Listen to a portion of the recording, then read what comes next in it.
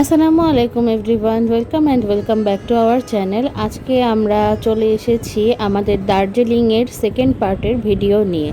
এটি হচ্ছে আমাদের দার্জিলিংয়ের সেকেন্ডের ভিডিও।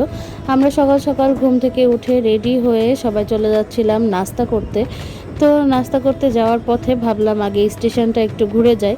তো স্টেশনে চলে গেলাম সবাই মিলে। আর এখানে দেখলাম একটা টয় ট্রেন দাঁড়িয়েছিল। ট্রেনটি আসলে ওয়াশ করা হচ্ছিল।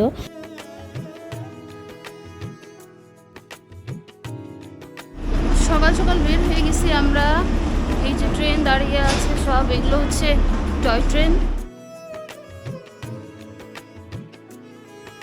এরপর হাঁটতে হাঁটতে আমরা চলে গেলাম সকালের নাস্তা করতে।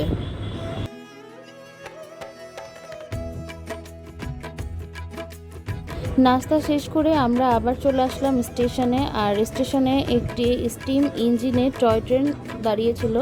আর ট্রেনটি রেডি হচ্ছিল জয় ট্রিপ দেওয়ার জন্য। আসলে টয় ট্রেনের ইঞ্জিন দুই ধরনের হয়, একটি হচ্ছে ডিজেল ইঞ্জিন আর একটি হচ্ছে স্টিম ইঞ্জিন। জয় রাইডের ভাড়া ট্রেনের ইঞ্জিনের উপর ডিপেন্ড করে।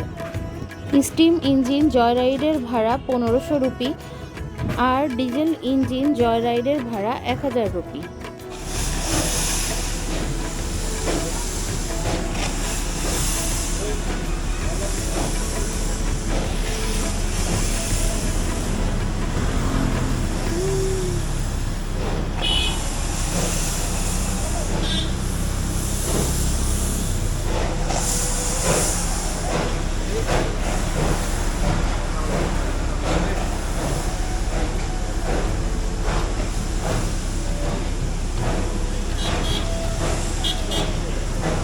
জয় রাইডের রুটটি হচ্ছে দার্জিলিং স্টেশন থেকে বাতাসিয়া লুপ, আর বাতাসিয়া লুপ থেকে আবার ঘুম স্টেশনে আসবে।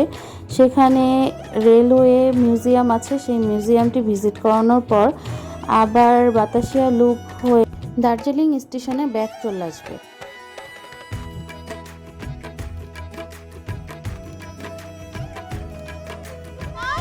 ভালো ভালো লেগেছে। কি এটা মা? ট্রেন ট্রেন কি করছে? পুক পুক করে ধোঁয়া ছাড়ছে।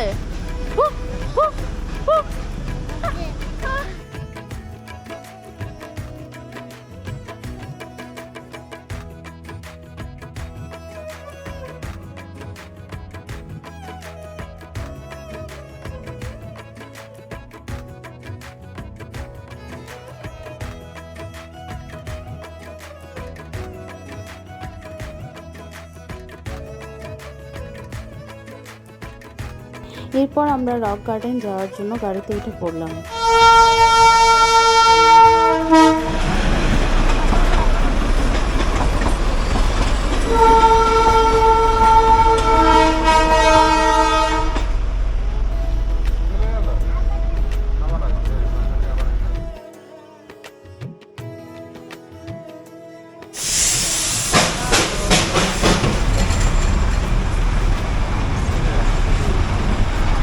যেহেতু জয় রাইডের ট্রেনের শিডিউল 1-2 ঘন্টা পরপরই থাকে, সেহেতু রাস্তায় চলার পথে আপনারা পাশ থেকে খুব ঘন ঘনই ট্রেন দেখতে পারবেন।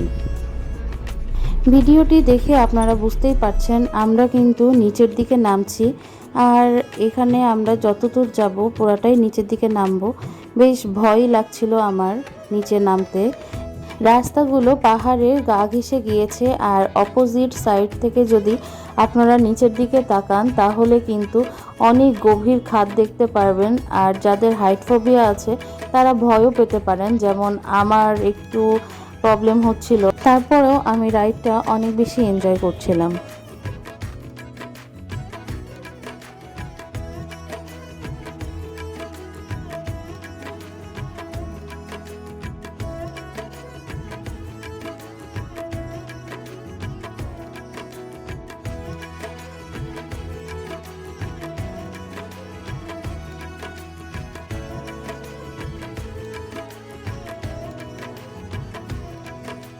পাহাড়ের সাইড দিয়ে রাস্তা আর পাহাড়ের গা ঘেঁষে নেমে গেছে চা বাগান।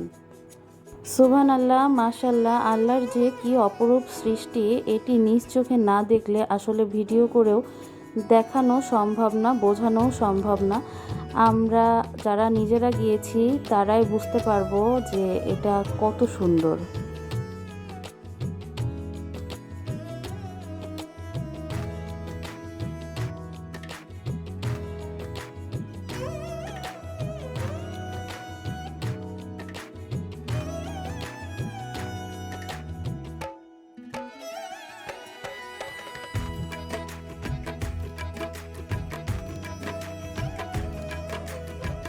চা বাগান দেখতে বেশ ভালোই লাগছিল।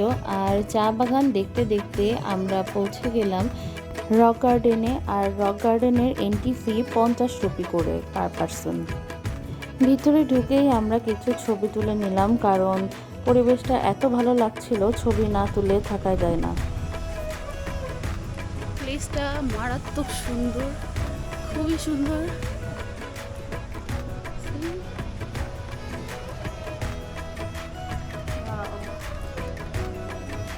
রাস্তাটা অনেক ঢালে, আমাদের উঠতে ভয় লাগছিল।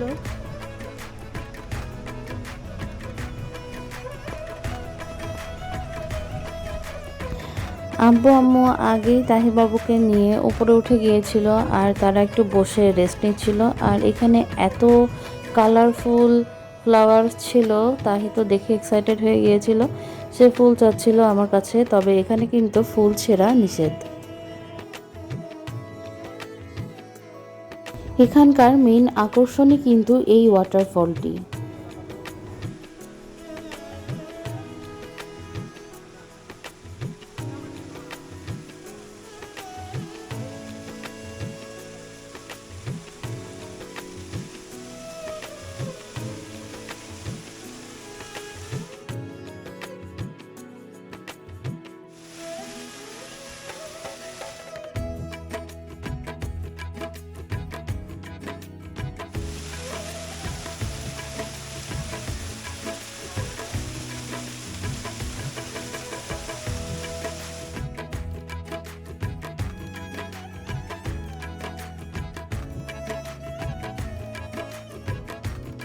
এখানে যদি কেউ চান তাহলে ঝর্ণার পানিতে কিন্তু গোসলও করতে পারেন, আবার নামতেও পারেন পানিতে। কিন্তু পানিটা ছিল অসম্ভব ঠান্ডা। এমনিতে ওখানকার টেম্পারেচার তখন ছিল 16 ডিগ্রি সেলসিয়াস, আর তার মধ্যে এই বরফ ঠান্ডা পানি। আমার তো জাস্ট পা ভেজায় অনেক বেশি ঠান্ডা লেগেছে, তারপরে আমি আর পা ভেজাইনি। এই যে দেখেন আম্মা আব্বুকে কি সুন্দর লাগছে, ছবিটা একদম ক্যালেন্ডারের মতো আমি বলছিলাম। তারপরে আমরা চলে আসলাম ট্রেডিশনাল ড্রেসের কাছে। এখানে এই ড্রেস ভাড়া পাওয়া যাচ্ছিল, তো আমি এই ড্রেসটা পরতে চেয়েছি দেখে তাহিবাবু আবদার করলো সেই ড্রেস পরবে। তো এই যে বেবিদের জন্য কিন্তু ড্রেসের ফ্যাসিলিটিস ছিল, আর সবারই বড় ছোট ড্রেসের ভাড়া ছিল 100 রুপি করে। যতক্ষণ ইচ্ছা ততক্ষণ ক্যারি করতে পারেন। আর এখানে কিছু অর্নামেন্টস, ঝুড়ি, পার্স, ব্যাগ, তারপর পাখা, অনেক কিছুই ছিল, মানে এই ড্রেসের সাথে ক্যারি করার জন্য, সুন্দর করে ছবি তোলার জন্য। তো এই যে আমি আর তাহিবাবু দুজনই সাজুগুজু করে নিচ্ছি, এরপর আমরা কিছু ছবি তুলব। মাশাল্লাহ, তাহিবাবুকে অনেক বেশি কিউট লাগছিল, আমাকে তো পুরাই চাকমাতের মতনই লাগছিল, যেহেতু আমার চোখটা এমনি ছোট ছোট। আর তাহিকে দেখে আমি অবাক হয়ে গিয়েছি, আমার মেয়েটাকে এত সুন্দর লাগছে, মাশাল্লাহ। সে এমনিতে ছবি তুলতে পছন্দ করে, বাট তখন আমি তাকে যা বলছিলাম সে কিছুই শুনছিল না।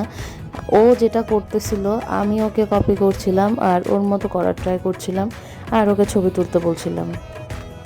এখানে তাহিবাবুর কিছু সিঙ্গেল শট নেওয়া হচ্ছিল, আর তার ছবি তুলতে যেয়ে বেশ হ্যাসেলই হয়েছে। সে নিজের মতো পোজ দিচ্ছিল, কারোরই কথা শুনছিল না। আর এখানে সে একাই উঠে ডান্স করা শুরু করে দিয়েছিল।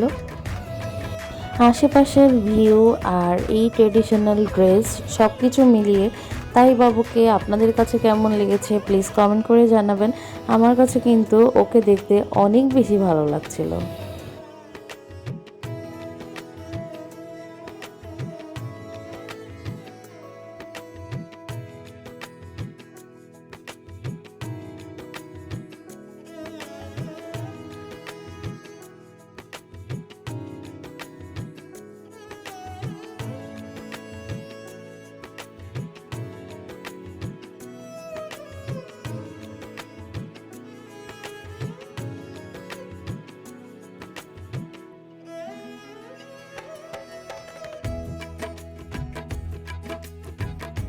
বাই দ্য ওয়ে, ড্রেসটা পরে কিন্তু আমাকে অনেক বেশি মোটা লাগছে, আমি কিন্তু এত বেশি মোটা না।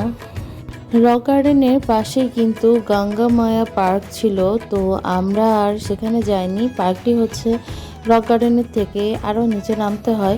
তো আমরা রক গার্ডেনে অনেক টাইম স্পেন্ড করে ফেলেছিলাম, আর অনেকটা টায়ার্ডও লাগছিল হাঁটাহাঁটি করে। তো আমরা বের হয়ে গেলাম আর চলে আসলাম অরেঞ্জ ভ্যালিতে। এখানে ছিল অনেক চা বাগান, আর আমরা এখানে নেমে কিছু ছবি টবি তুলে নিয়েছিলাম।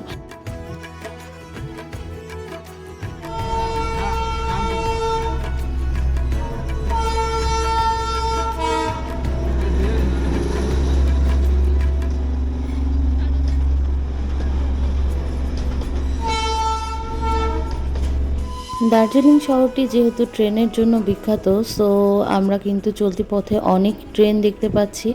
আর আমরা যেতে যেতে লাঞ্চের টাইম হয়ে গিয়েছিল, তো আমরা লাঞ্চ করতে চলে গেলাম।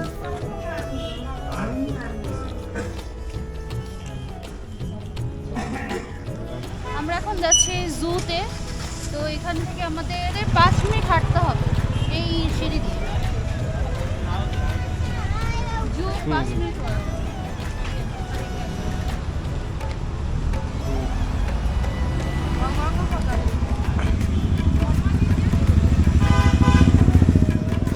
এখানে ফেলুদার একটা শুটিং হয়েছিল।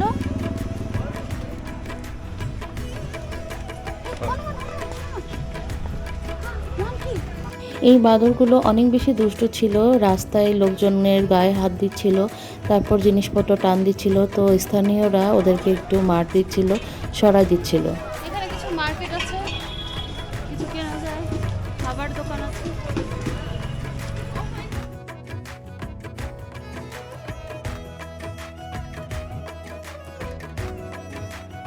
জুতে ওঠার রাস্তাটাও অনেক বেশি খাড়া ছিল, তো আমরা উঠতে বেশ কষ্ট পাচ্ছিলাম।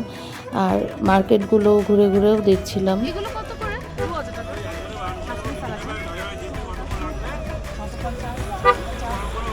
100 টাকা।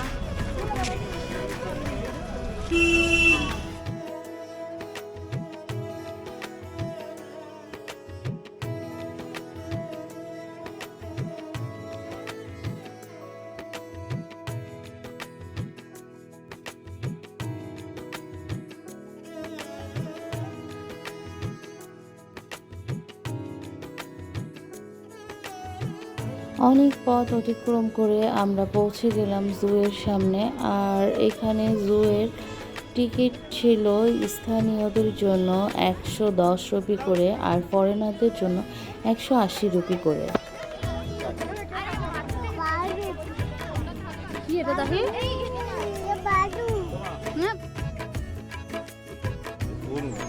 দাহি দেখো। চিড়িয়াখানায় ঢুকেই আমরা দেখতে পাচ্ছিলাম বিভিন্ন প্রজাতির পশু পাখি, যেগুলো সচরাচর আমাদের জুগুলোতে থাকে না।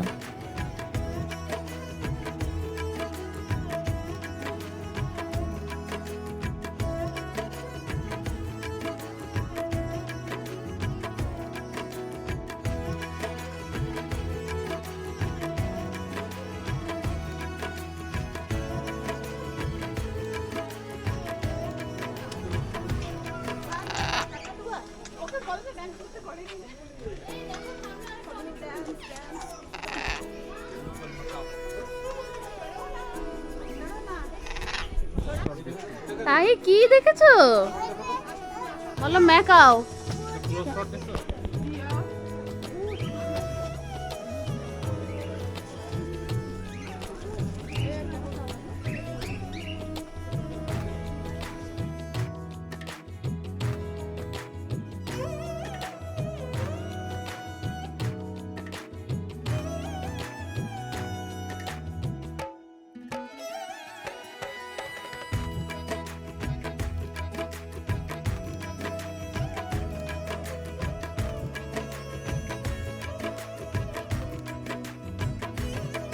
এই পাখিটা অনেক বেশি কিউট ছিল, কালারটা খুব বেশি সুন্দর ছিল। আর এই যে আমরা গ্লাসে হাত দিচ্ছিলাম, ও আবার আমাদের হাতে মুখ দেওয়ার চেষ্টা করতেছিল। খুব ভালো লাগছিল আমার কাছে পাখিটার সাথে খেলা করতে। জুয়ের ভেতরে একটি মিউজিয়াম আছে, সেই মিউজিয়ামটির মধ্যে কিন্তু সব ধরনের পশু পাখিকে মমি করে রাখা, অরিজিনাল পশু পাখিগুলোকে রাখা। তো ভেতরে আবার ছবি তোলা নিষেধ ছিল, তো এই জন্য আমরা ঘুরে টুরে চলে আসতেছি, বাট জিনিসগুলো অনেক সুন্দর ছিল।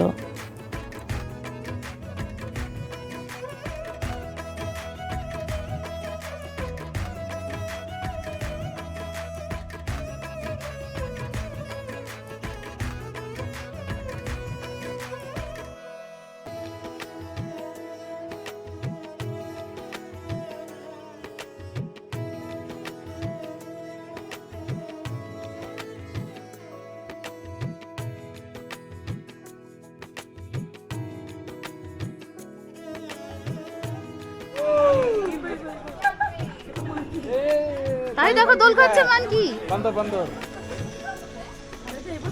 once more ও বুঝতে পারছো। वापस জুতে বেশ কিছু পশু পাখি দেখার পর আমরা ওখান থেকে বের হয়ে যাচ্ছিলাম। আর এই যে আবার সেই ভাল্লুকটার সাথে দেখা হয়ে গেল। এটা অনেক হেলদি, অনেক স্লোলি হাঁটছিল। আর তাহিবাবু দেখে বেশ মজা পাচ্ছিল।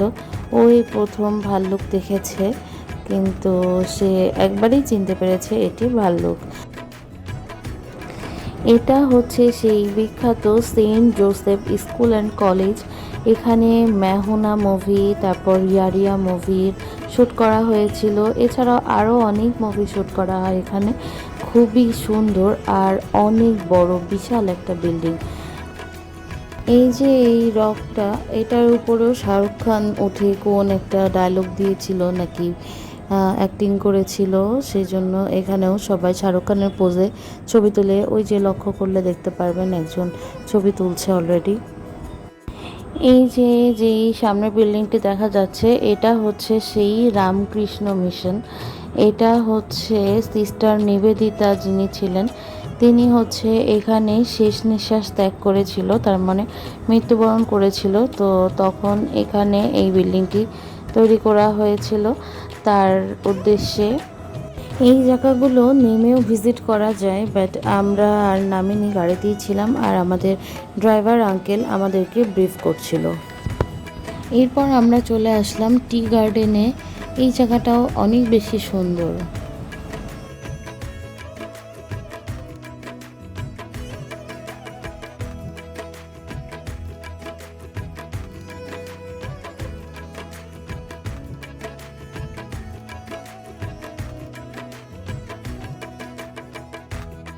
এখানেও পাহাড়ের ঢালে ভাড়া পাওয়া যাচ্ছিল ট্র্যাডিশনাল ড্রেস। এইখানের ছবিগুলো কিন্তু আরও বেশি সুন্দর হবে, একদম চা বাগানের মধ্যে ছবি তোলা যাবে। আর এখানে ড্রেসের প্রাইস ছিল মাত্র 50 রুপি।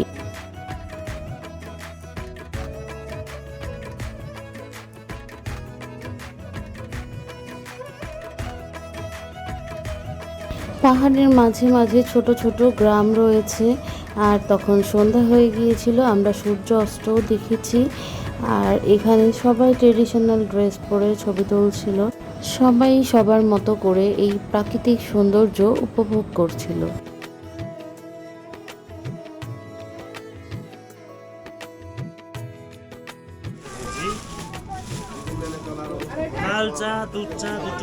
এরপর আমরা চলে গেলাম চায়ের দোকানে চা কেনার জন্য। এখানে যে চাটি আমরা নিব সেটি আমাদের টেস্ট করে দেখারও সুযোগ রয়েছে। ফাইনালি আমি আই লাভ দার্জিলিং লেখাটি পেলাম খুঁজে আর ছবি তুলে নিলাম। আমরা এখন আবার যাচ্ছি মেলে। আমরা জু ভিজিট করেছি, টি গার্ডেন ভিজিট করেছি, রক গার্ডেন ভিজিট করেছি, অরেঞ্জ ভ্যালি গিয়েছি, তারপর এই তো মানে আশেপাশে কিছু লোকেশন ঘুরেছি। আরও কালকে আমরা 3 পয়েন্ট, তারপর পাইন গার্ডেন, আরও কী গাছ আছে সেগুলো ঘুরবো, মিরিক। দেন আমরা শিলিগুড়ি চলে যাব, যেহেতু আমরা কালকে চলে যাব। তো আজকে আমরা একটু শপিং করব।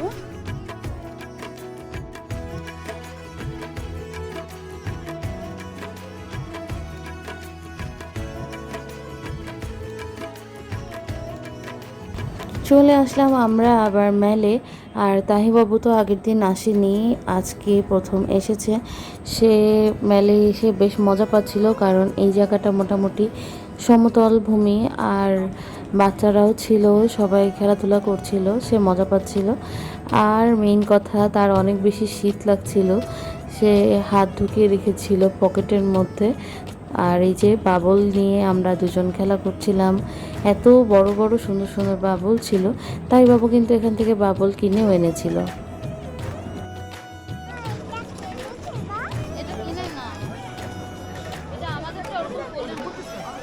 আমি তাইকে বলছিলাম যে না, আমাদের কাছে এইভাবে ফুলবে না। তো বাবল যেই লোকটা সেল করছিল সে আমাদেরকে আবার শিখিয়ে দিচ্ছিল কিভাবে বাবল ফোলাতে হবে। এটা হচ্ছে মেল মার্কেট, ওখানকার লোকাল মার্কেট বলা যায়। এত পরিমাণে ভিড় ছিল মার্কেটে, তো আমরা ঢুকতেই পারিনি। পরে আমরা আবার নিচের দিকে হাঁটা শুরু করলাম আর ঘুরে ঘুরে দেখছিলাম সব কিছু। এখানে আমরা ডিনার করব মহাকাল হোটেল অ্যান্ড রেস্টুরেন্ট থেকে, তো আমরা ওখানে চলে গিয়েছিলাম।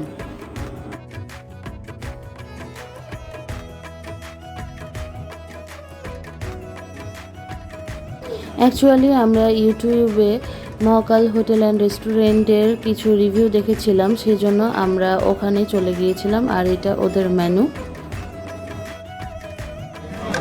এই যে এখানে চিপস দিয়েছে, আর তাই বাবু এখন কি করছে? চিপি খাচ্ছি। কাঁটা চামচ দিয়ে ফুটা ফুটা চিপি খাচ্ছে আমার মাম্মা।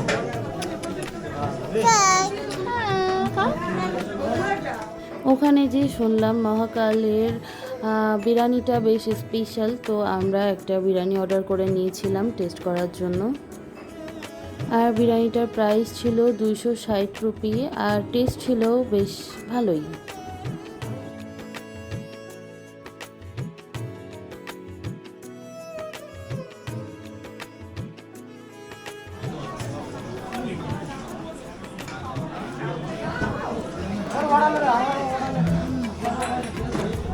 মাটনটা একেবারেই সফট।